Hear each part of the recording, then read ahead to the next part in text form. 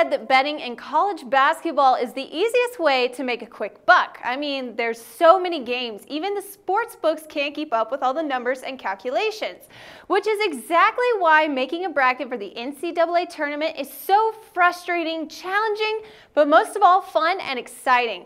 In fact, it's common that people take a certain approach or method to making a bracket, but does it ever work? I mean, come on, you all know what I'm talking about here.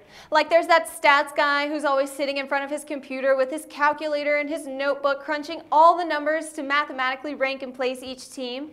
Or that die-hard fan bracket maker, we all know this guy. The guy who picks his favorite teams over teams with actual talent because, you know, go Tigers, that's why. Maybe you're the guy who only picks favorites. These are the bracket makers who only pick the fan favorites to win. You know, the teams that everyone expects to win. So let me guess who you've got at the top of your bracket with this one. You've got Kentucky, you've got Virginia, you've got Duke, and most likely Villanova or Gonzaga as your top 4 teams, am I right? Or maybe you're Mr. Gut Feeling.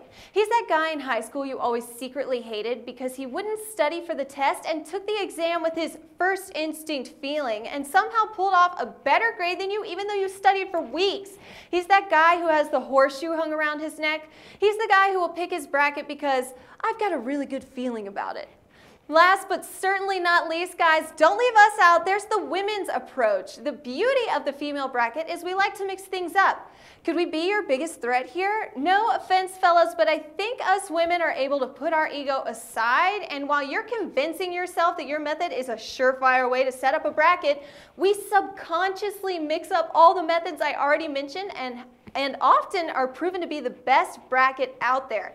Sure, we may pick the brackets based on which team has the hottest roster or which team's color schemes match our favorite dress, but you know, sometimes that works out.